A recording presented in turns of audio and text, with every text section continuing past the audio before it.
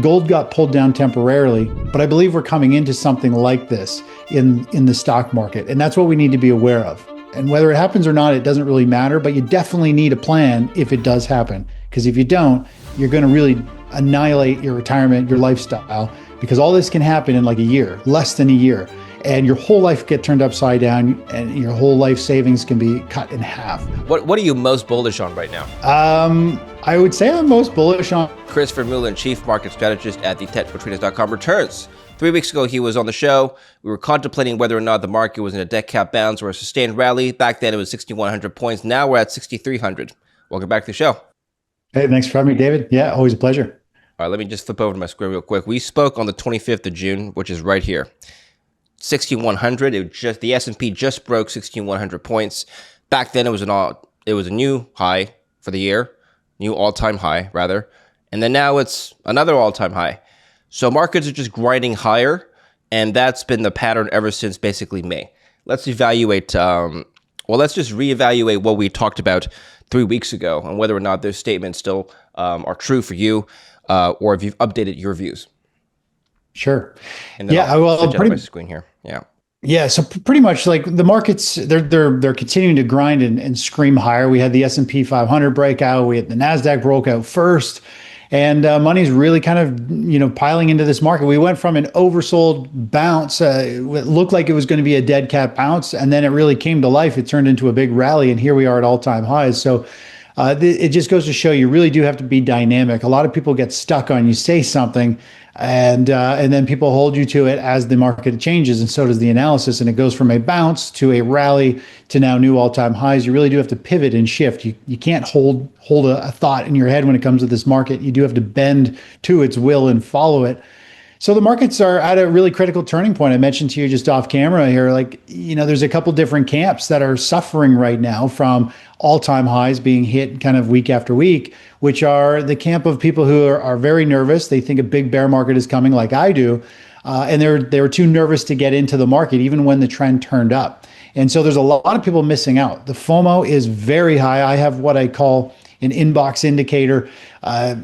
Pretty much we get a good gauge of how people are thinking and feeling and what they're doing with their money or not doing with their money. And people are very frustrated if you're not long this market. And there's a lot of people who miss this rally. The other half are all the people that thought it was going to sell off and they were more aggressive, and they bought inverse ETFs or they bought put options that just keep falling in value.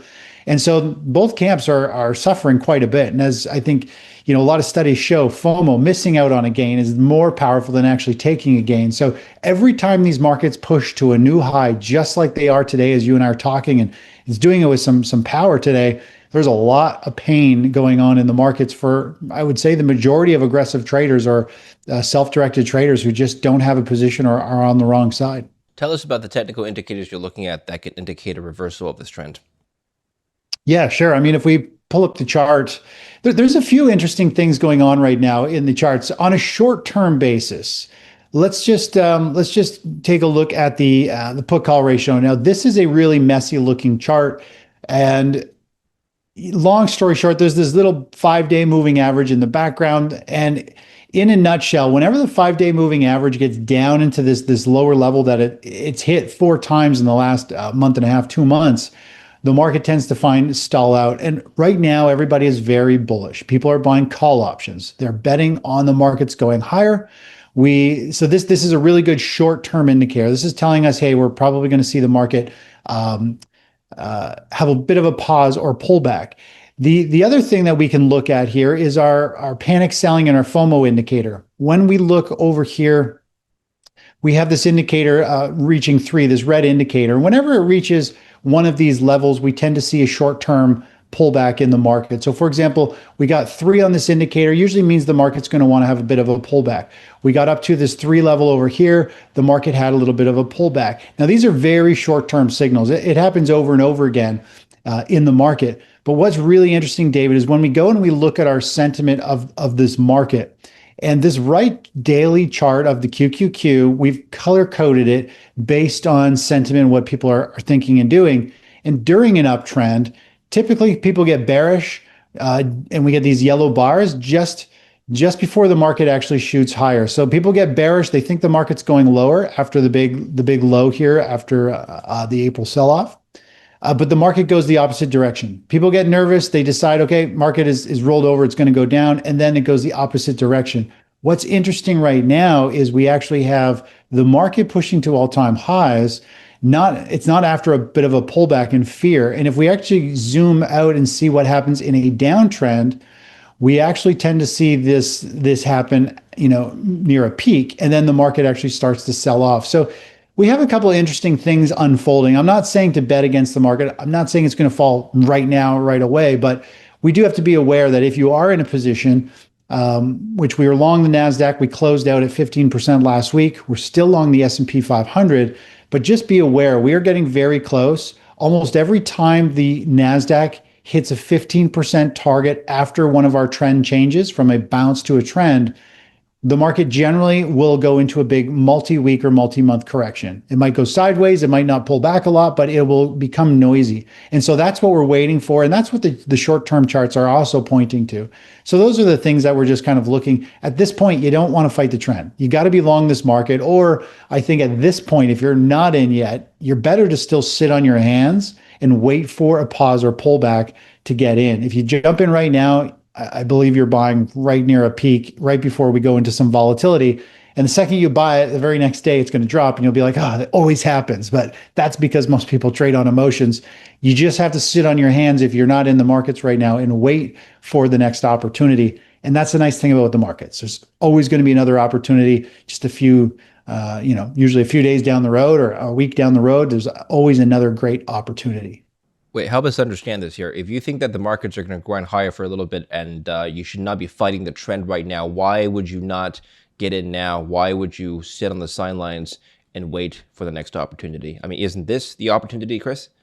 Well, the opportunity was right here. This based on statistics and based on all the trading of the Nasdaq going back, several decades. This is the opportunity. We just captured that. We've locked it in. When our accounts are pushing to all-time highs. Now, when I say it could go higher, it might only go higher 1% or 2 or 3. Nothing life-changing before it goes into a bigger correction and it's going to shake the heck out of you, right? So what we go for in certain scenarios is we lock in the trade.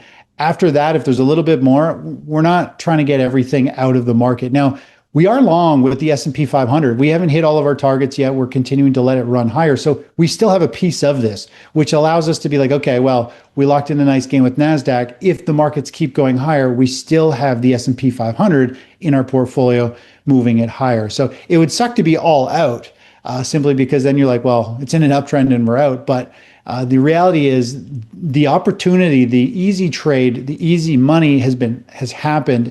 And any upside here is really, it's a stretch. There's not a whole lot there. It's not enough for you to gamble and kind of push your portfolio in at this price. Before we continue, let me tell you about protecting your most important asset, your personal information. Now, your personal information is likely out there on dozens of data broker sites you've never even heard of. These sites collect and sell your name, address, phone number, and more without your permission. That's why I use today's sponsor, Delete Me. It's a service that finds your personal data across the internet and gets it removed. And it doesn't just do it once, it does it continuously and monitors it and removes it throughout the year.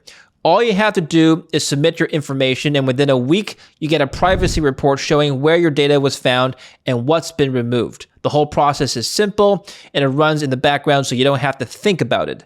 Go to joindeleteme.com/DavidLynn and use the promo code DavidLynn at checkout, or scan the QR code here on screen to get 20% off on all US plans.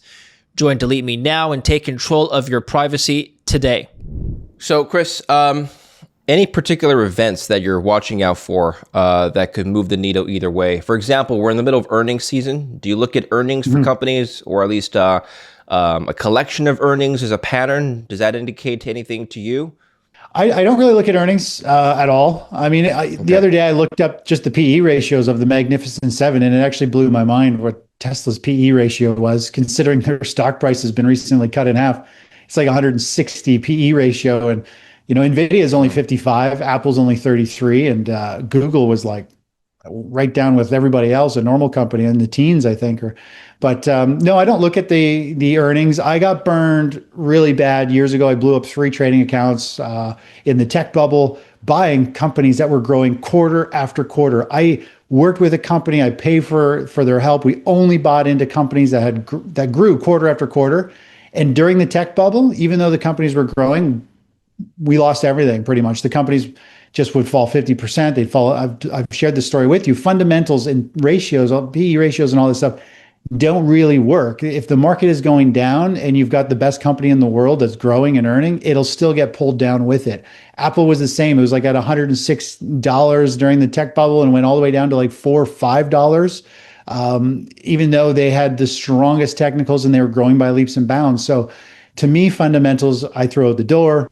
We look at price, if it's going up, and if there is enough power behind it. When we look at the money flows, at the sentiment, at where money's going between various assets, if that is really strong and supporting the stock market, you got to be long the market. That's what flips our charts from green to red. It says, okay, well, first we're in a technical trend, and then we have to wait for the stampede or the swell of money to start pushing in that is going to drive the market the rest of the way. Like the big institutions and individual traders, when all they start to flow and drive this market higher, that's when we're like, okay, this is a huge tidal wave. We might as well just jump and play on it and let the tidal wave go until it starts to weaken. So fundamental data, earnings, they mean absolutely nothing for the way that I attack the markets. Can we just come back to the S&P in just a bit? And I want to compare the S&P to a few asset classes today. Let's compare it, first of all, to Bitcoin, something we've talked about every single episode. And I want to just see whether or not Bitcoin is still following the stock markets or if it's behaving on its own, and whether or not one is a leading indicator for the other. Maybe we can have some clues here. Yeah, I mean, it moves a little bit on its own in the grand scheme of things, but generally we see the price of Bitcoin move with the NASDAQ. Now, it's been off the last couple of weeks. It hasn't been tracking quite the same. I think it's been working a little bit more, feels as though it's a safe haven play, or it feels a little bit different. And I think that has to do with it has a very strong chart pattern. It has recently rallied up and traded sideways for the past week. It is pointing to a bigger move. I think based on the longer term chart pattern here, it is pointing to about $136,000 per Bitcoin. So it has some really good momentum behind it. I do think if the stock market does fall, this will fall with it. So I wouldn't count it as its own unique trade. It's pretty much if the stock market says to get out, I would probably be getting out of Bitcoin.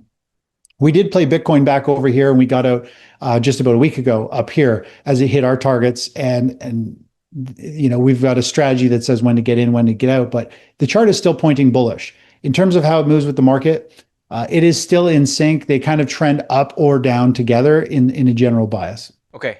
Gold and silver. Let's start with gold now.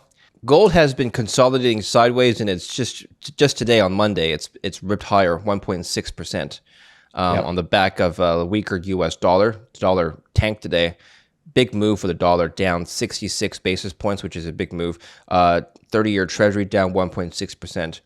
And gold's just reacting by doing the inverse. So let's talk about gold and what the charts are showing. Yeah, so gold's got lots of potential still. It's been trying to figure out if it's going to put in a top and roll over, but in the grand scheme of things, if we look at price action, we've seen a series of flag pulls in price trading sideways, where price rallies up and then flags, and it's been consolidating. It has a very strong chart pattern here, pointing to about 4,100 an ounce if it does break to the upside. So there's actually quite a bit of upside potential here for gold. I really like it percentage-wise. It is a significant move based on even where it is today after its nice rally. There's about a 15-20% upside move in gold, which would be a huge explosive move. And that kind of coincides, which I shared with you once before. These two charts here. The yellow line is gold. The one on the left is 2007 S&P 500 stock market top. So the candlestick chart is the S&P 500. The one on the right is today, the current price action. So what's really interesting is the stock market had a pullback and a rally, and then it broke to some new all-time highs. And gold was trading at all-time highs, and it was the number one kind of top performing asset class.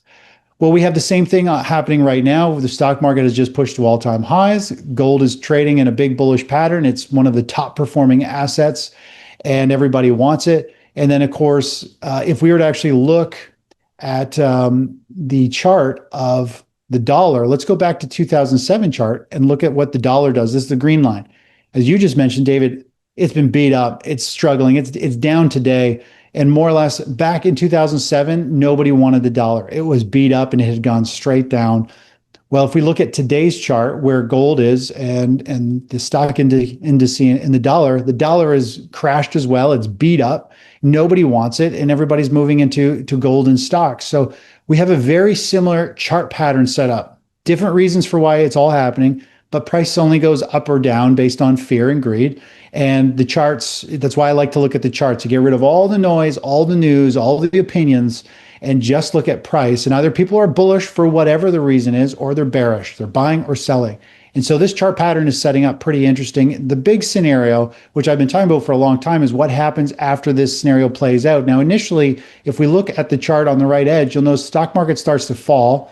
Gold starts to move higher and really takes off for that big push. And I think with gold could have one more big push to 4,100. Eventually, the weight of the stock market moving down will turn bearish and people will start to dump everything, force liquidation. Gold will start to pull back. And if we just keep rolling forward here, you can see how the stock market fell over 50%. Gold got pulled down temporarily. But I believe we're coming into something like this in the stock market. And that's what we need to be aware of. And whether it happens or not, it doesn't really matter, but you definitely need a plan if it does happen. Because if you don't, you're going to really annihilate your retirement, your lifestyle, because all this can happen in like a year, less than a year. And your whole life get turned upside down and your whole life savings can be cut in half. So that's what I'm always talking. That's why I'm always have a bit of a bearish bias. I'm like, you better have a game plan because it's just a matter of time before you kill your retirement. And if the markets keep going higher like they have been, we still use a strategy to follow price higher. So we keep growing our accounts, even if it goes against the bearish outlook that I have. So hopefully everybody can keep up with all those squiggly lines and what I'm talking about. Well, let's take a step back and talk about retirement. And then I want to talk about a different kind of strategy for Sure. investing and trading. Planning for a retirement is a long-term investing plan.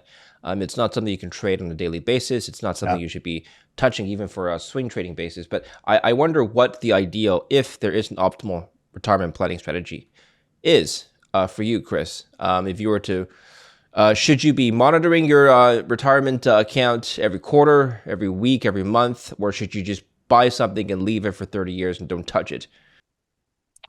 Yeah. I like to be efficient. I hate I hate waste. I don't like wasting time. I don't like wasting money. The buy and hold to me is really, really painful. Now, I hate to toot my own horn, but I'd rather have a strategy like mine that holds stocks when you should hold them, gets out of them when you shouldn't, own bonds or a currency versus just the buy and hold. Now, if you're really young, you're in your 20s or 30s, you could potentially ignore it for a few years. If you're busy, you got a lot going on in your life, you could say, I'm just going to buy stuff, leave it for 5 or 10 years. I'm going to come back to it. But the ideal strategy is to have somebody who knows what they're doing in the markets, who actually manage in your risk. And I talk to financial advisors all the time. We've got hundreds that use the strategy that I share with you, the red green of when to own stocks or different assets. And they all say the same thing because they always call and I always apologize. I'm like, I'm sorry I have to kind of bash you guys for not managing positions, but they all say the same thing. They're like, well, it's true. We can't really do our own thing very much because if we deviate from what all other advisors do, if we take a big loss and hurt somebody's account, they can be sued. So they might, apply a small portion of my strategy to a portfolio. But in general, they have to do the 60-40 and they all admit it. So if you're with an advisor or you're diversified and you have buy and hold mentality and dividend paying stocks, which you and I covered in our last talk or 2 talks ago about the dangers of dividend stocks, especially if you're in retirement.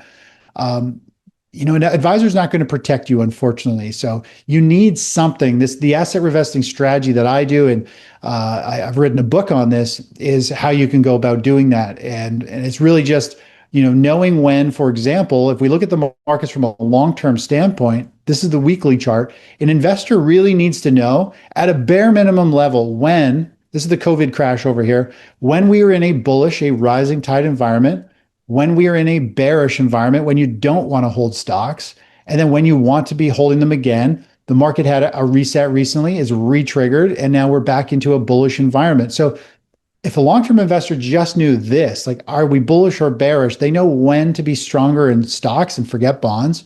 And they'll also know when they should get out of stocks and either go to cash or potentially gold or maybe bonds. Bonds eventually will come back into favor, but bonds are still a very dangerous play at this point. So, if you don't want to learn the markets and it takes decades and you don't have the time to do it, you definitely need to find someone or a service that can help you do it. My whole strategy is automated. It can be traded through advisors if you want it done. It could be done through a broker and trade in your own account. That's the way I do it. What I share with you, David, in my newsletter is my trading strategy. I really only have been managing my own money. That's all I do, but I share my analysis and I share my exact trades, my portfolio allocations with subscribers. So we all manage our money together. I don't dish out trades to satisfy people. I only say, this is a trade I'm doing. This is where I'm rotating it. How much? Here are my targets. And we all just really are trading our accounts together as one. So we're a very tight group, and it's all about capital preservation and making sure that we don't have to worry about what Trump does or what happens with tariffs or war. It really doesn't affect us because we follow price. We have a game plan. No matter what happens, we've got something set up to protect us if it goes against us. Are you suggesting, Chris, and correct me if I'm wrong if I'm making this statement, that the trading strategy and time horizon for a retiree versus someone in his 20s should not fundamentally be much different, optimally speaking? I 100%. I think, the buy and hold is doing nothing. You guarantee it's going to take you 40, 50 years to build wealth and go through the 5, 10 year waves of no return. Active traders, it's proven that like 97% of active traders over the long run never make money. This strategy is right in between. Instead of doing nothing, we do just enough to catch these big waves that roll through the market that I just showed you. It's active investing, but it's not trading. That's the way I like it. More like, instead of saying trading, I know my company's called the Technical Traders. It might sound really technical and active, but the reality is we adjust our portfolio 5 to 12 times a year to make sure we're protected and that we're in the right asset classes. If I say it that way, it sounds a lot more calm and chill. But passive investors with an advisor, they see trading and they see this and they're like, oh no, that's crazy. But believe it or not, their advisor will be doing some position adjustments for them every year as well. They just might not see it or hear much about it. But we do the same thing. We just actually do it in a way that's totally different and designed to grow your account, not just spread your money everywhere and fall in line with the rest of the world who loses money when we go into a financial reset of some sort. Okay, let's go back to the markets now. You said bonds look a little bit scary right now. I'm paraphrasing, but why is that? Can we elaborate? Yeah, so if we take a look at the long-term chart of bonds, I'll just zoom out on this daily chart. Obviously, bonds have been in a very strong downtrend. They're still trending lower. They're not in the clear yet. And I do think we could see the price of TLT, this is the long-term treasury bonds, I think we could see it potentially even make new all-time lows. It is not a very strong-looking chart.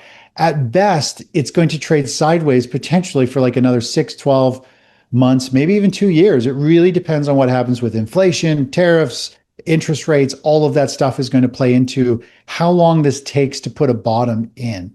And this is the chart you and I have shared many times. There's 4 stages to the stock market, and a stage 1 over here, well, it's a bottoming formation. Like, bonds are coming down. They're still in a downtrend. They're trying to build out a bottom, a stage 1 base. And it's shaded red because you don't want to hold it. It's choppy. It's unpredictable. It could trade sideways for years. So you're wasting time and you're taking risk. Wait till it goes into a stage 2 or a bull market phase, then we'll take advantage of it. And what scares me about bonds is they're in a downtrend. And if we go take a look at, it doesn't matter, it could be the 5-year, it could be the 10-year, it could be the 30-year. If we zoom out on this chart, this here is a very strong potential bull flag pattern, meaning yields have rallied up from the COVID scenario. Now it's flagging sideways. Technically, this points to a big move higher. Now, The charts are pointing to about 8% interest. I'm not saying they're going to go there, but that's what the charts are pointing to. This is a very touchy topic. And anytime I say we're going to have high rates, everybody jumps down my throat, which means it's probably a good possibility because the market always does what most people don't want it to do.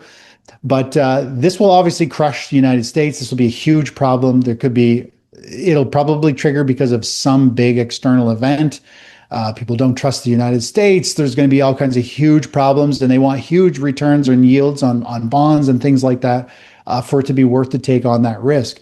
So all the interest rate charts are pointing to higher pricing, and this chart is bullish. So it'll take a long time for it to like roll over and turn down. And so even if rates stay going sideways, David, then bonds are probably going to stay going sideways or work their way lower as well. So it's a kind of a dead trade right now. We have to just wait to see which way interest rates go.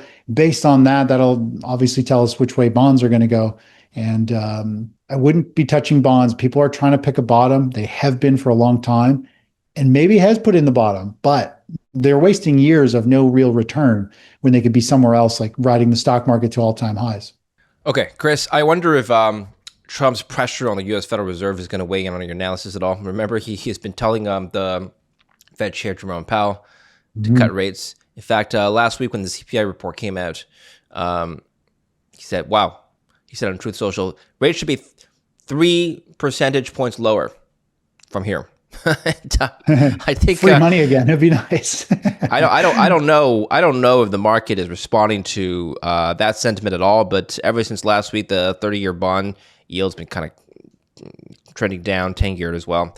Anyway, may just be a coincidence. But while we have a government that actively wants the rates to be lower, Jerome Powell is slated to be on his way out after his term ends later this year. So we'll see what happens. But I mean, what you're indicating as a threat is very credible. But I'm just wondering whether or not government pressure is going to move the needle the other way.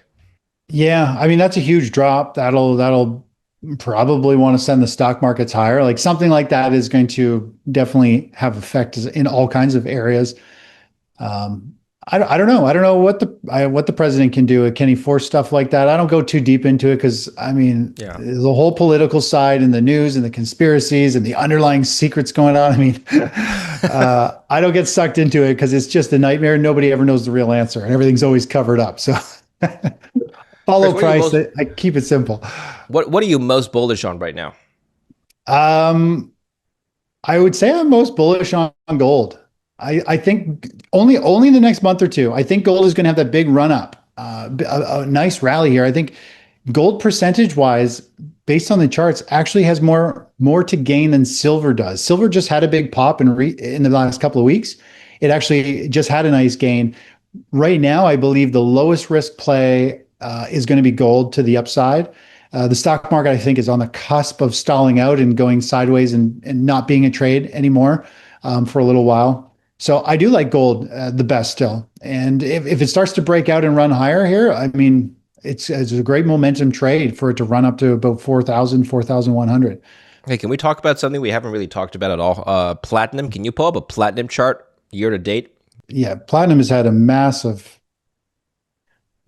rocket higher. And this is like a stage 1 base. So platinum went in, whoops, that was not the tool. Platinum has been in this giant stage 1 base for quite a while. We're talking 1, 2, 3, 4 years before it broke out. And that's why stage 1 base is dangerous. Just look at the noise. You're making money, you're losing money over and over. It becomes very painful. It has now suddenly broken out. Obviously, there's probably some type of news, something that's triggered the demand for it, or I don't know, but it is screaming to the upside. This type of pattern, this is called a running correction, where price, when it runs up, and then instead of flagging sideways and building a launch pad to go higher, it actually continues to correct as it runs higher. So it's shaking things up in these big, sharp reversals from almost day to day.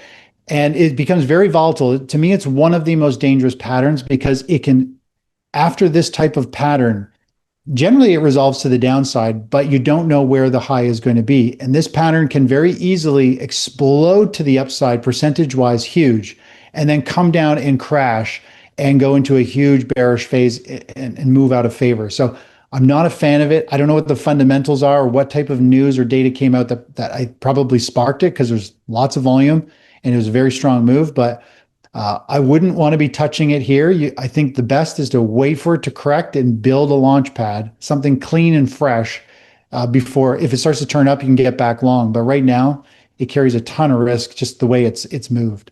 Well, you wouldn't say to yourself, okay, I've missed, let's say somebody wasn't aware of this chart. I've missed a 50% run up. Let's get in now before it's too late. But we don't know where the top is going to be. When something's already run up 50% and it doesn't usually do that, what is your immediate reaction? Do you look at this as a buying opportunity? Or do you think to yourself, all right, whatever, I missed it, move on? Yeah, it's that simple. Unfortunately, you got to swallow the pill. You'll be like, I missed it, and it's done. I'm not going to try and short it because this thing could keep going up. Things have gone up. Things have gone up 800%. Like 50% could be the start, right? But you don't know. So, and that's the one thing people need to know. There's tons of things to trade in the markets. Find what you're really good at, a basket of them, and then trying to just stick with them. And usually, there's going to be like an opportunity that unfolds. There's always going to be new ones. Just because you miss this doesn't mean you have to like follow the herd and jump in at the, what looks to be a topping pattern. You just have to be like, I missed it. I'll wait for something fresh. To me, I just see a big red bar coming, and a lot of people are going to get stung, and they're going to be like, "Oh, I took a huge loss on it." I'll be like, "Well, it was the stupidest trade. Like, you don't chase something in this pattern. Like, that's just kind of risk 101 and in technical analysis when it has this type of chart pattern." Let's finish off on this. There's a sailing proverb. It goes something like, "Calm seas make poor sailors." I wonder if that applies to trading, Chris. If volatility makes good sailors or traders. I mean, right now it seems like markets are kind of calm, relatively speaking. There isn't a lot of volatility. There isn't a lot of downside risk movement either way. Is this a good breeding? I mean, is this a bad kind of environment to train new traders? Is it necessary for an event like Liberation Day on April 1st to create a good training ground to breed new traders? How do you look at volatility? Yeah, well, I believe it actually just takes a lot of time for people to become a good trader. But you're right. I'm a sailor. I was sailing last weekend, and there's no doubt stormy, big waves, huge winds make you a much better sailor. Now, the thing with volatility in the stock market is, and I've referred to this with you before, is when there's volatility. Right now, I have the volatility index up. When the market sells off, we have a spike in volatility. It acts almost like one of those purpley blue bug zapper lights. It lures in traders because they see things moving fast and they're like, whoa, if I could catch some of those, I could make a ton of money really quick. Volatility usually chews up and spits out traders. It's a storm that they usually get sucked into and they don't really come out of, unfortunately. But if you can learn to navigate the volatility by sometimes sitting on your hands, by being in a cash position, or at least knowing when to rotate away from it and what can go up while volatility takes place, I think that's really important. But you have to go through. You need to get beat up a few times through these giant spikes of volatility. And then you also have to understand that when volatility is low, like you just mentioned, it's really low right now. It's just grinding higher. People aren't fearful. And people are buying call options galore. They're all betting on higher pricing with leverage. Both of these extremes are where people learn very quickly. Either they get on the wrong side of these volatility spikes, or they get in too early and it keeps dropping and they take a loss and then they miss the bounce. Or we have people right now where they're really confident and comfortable and they don't see any risk. They don't know better. They don't know what's just the storm is brewing. It's the calm. Low volatility is the calm before the storm. And if you can learn to identify when these become dangerous and when to step aside from volatility, and when you can learn when the market is so calm, something's brewing and you need to be cautious and you protect your positions, that's when you become a good trader. But you have to go through both of these. You got to go through the volatility and the calm grind to the upside to really learn those lessons. And unfortunately, I always try to show people what I think is coming and how we're going to attack it and how we're going to manage positions. And when it unfolds in either way, it's not a shock and we have a game plan. The problem is everybody's reactive and they don't want help until they take a loss, until their portfolio is going down, down, down, down, or until the market keeps going higher and higher and they're not in the markets, they don't know what to do, and they have no game plan, but they've already missed out on the huge rally. So that's what really drives me nuts is I'm a long-term planner. I'm very proactive. I'm all about managing risks and figuring out what could happen and make sure I'm ready for it, where it feels like the masses are just like, oh no, I'm good because the market's going up. And if they're long a whole bunch of, growth stocks, they're like, I know what I'm doing. I'm making money. But as soon as the market rotates around, they realize, oh crap, what am I doing holding all these? And I just gave back all my gains. So it's just if people could go from the mindset of being reactive, I'll only do something when I feel pain, to how can I avoid pain and actually benefit from chaos? That's the big shift. But people want the path of least resistance, which is do nothing until there's enough pain that they take action. Great. Thank you very much, Chris. We'll put the links to your work down below, and we can follow you there. Just give us a summary of what we can expect when we go to your website here, Chris. Yeah. So subscribers, more or less every morning, I do a morning video report. I cover the markets on a granular level of intraday charts and daily charts to know what's coming, unfolding in all the asset classes. We talk about any of our positions we have open, how they're moving, and how you should see the potential market stalling out up here soon. We'll probably have a trend change, or our protective trailing stop could get us out of a trade and protect us. And they're really educational. So I'm always talking about why the markets are doing what they're doing. And I help just set people's mindset. So whatever happens isn't a shock. They don't feel caught off guard, and they're happy with the returns and how they're navigating these markets. So I just share, everything I'm doing and why I'm doing it. And that's at the website as a newsletter. Excellent. Thank you very much, Chris. And we'll see you again in a couple weeks. Appreciate it. Thanks. Enjoy the rest of your July. And thank you for watching. Don't forget to like and subscribe.